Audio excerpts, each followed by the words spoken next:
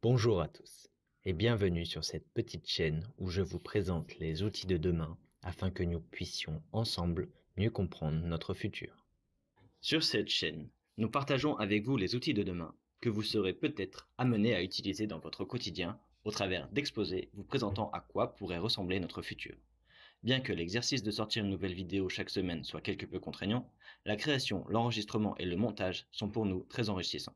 Toutefois, malgré notre travail, après 24 vidéos, notre chaîne peine encore à trouver son public. C'est pourquoi nous vous proposons aujourd'hui un nouveau format. Et si nous pouvions devenir acteurs de ces changements? Après réflexion, nous avons réalisé qu'il existe un moyen simple d'influer sur le futur. Financer les entreprises novatrices. Or, investir dans Google, Nvidia ou encore Tesla, d'une part, n'est pas à la portée de toutes les bourses, et d'autre part, votre contribution ne sera qu'une goutte d'eau dans l'océan des liquidités qu'elle brasse. Non, vous aurez un impact plus significatif si vous financez des startups qui lancent leurs projets, car elles ont toutes, à leur début, un grand besoin de financement. Donc, sans être un business angel, si vous croyez au potentiel d'une entreprise, vous pouvez l'aider en devenant actionnaire.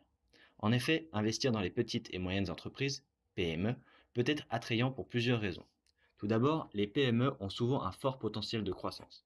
En investissant à un stade précoce, vous pourriez bénéficier d'une croissance significative à mesure que l'entreprise se développe. De plus, les PME sont souvent à l'avant-garde de l'innovation, cherchant à perturber les industries établies avec de nouvelles idées et technologies. En investissant dans ces entreprises, vous pourriez avoir accès à des produits ou des services révolutionnaires. Par ailleurs, en investissant dans des PME, vous pouvez soutenir l'économie locale et contribuer à la création d'emplois. De plus, vous pourriez soutenir des entreprises qui ont des objectifs sociaux ou environnementaux. Sans oublier qu'investir dans des PME peut aider à diversifier votre portefeuille d'investissement, réduisant ainsi le risque global. Les PME peuvent être moins corrélées aux marchés financiers traditionnels, offrant une protection contre la volatilité des marchés. En résumé, il y a un potentiel de croissance, de l'innovation, un impact social fort et une diversification de votre portefeuille. Cependant, il est important de noter que les investissements dans les PME présentent également des risques, notamment une liquidité plus faible, une volatilité accrue et un risque de perte en capital. Il est donc essentiel de faire des recherches approfondies et de consulter un conseiller financier avant de prendre des décisions d'investissement. En France, il existe un support permettant ce type d'investissement, le PEA-PME. C'est un compte-titre permettant de placer jusqu'à 225 000 euros dans les petites et moyennes entreprises et des entreprises de taille intermédiaire, tout en bénéficiant d'une exonération fiscale à partir de 5 ans. Dans cette série de vidéos, je vous présenterai plusieurs entreprises éligibles à ce dispositif d'investissement et je partagerai avec vous mes choix d'investir ou non dans celle-ci au travers de la présentation de mon PEA-PME. Mais avant cela, je vais vous présenter succinctement les détails du PEA-PME. Le plan d'épargne en action pour les petites et moyennes entreprises, PEA-PME, est un produit d'épargne et d'investissement spécifique destiné à encourager le financement des petites et moyennes entreprises françaises. Il a été créé en 2014 en France par le gouvernement français dans le but de favoriser l'investissement dans le tissu économique local, en particulier dans les entreprises de taille intermédiaire et les PME cotées sur des marchés réglementés en donnant des avantages fiscaux. Voici quelques caractéristiques du PEA-PME. Toute personne majeure peut ouvrir un PEA auprès d'un établissement bancaire à condition d'être domicilié fiscalement en France. Il permet aux investisseurs de détenir des actions dans des sociétés éligibles. Pour être éligible, une entreprise doit remplir toutes les conditions suivantes. Avoir son siège social dans un des pays de l'Union européenne, y compris l'Islande et la Norvège, être soumis à l'impôt sur les sociétés, employer au moins 5 000 salariés, avoir un chiffre d'affaires annuel ne dépassant pas 1,5 milliard d'euros ou un total de bilan n'excédant pas 2 milliards d'euros. Ne pas être une société d'investissement immobilier cotée. Le PEA-PME bénéficie d'avantages fiscaux similaires à ceux du plan d'épargne en action PEA classique.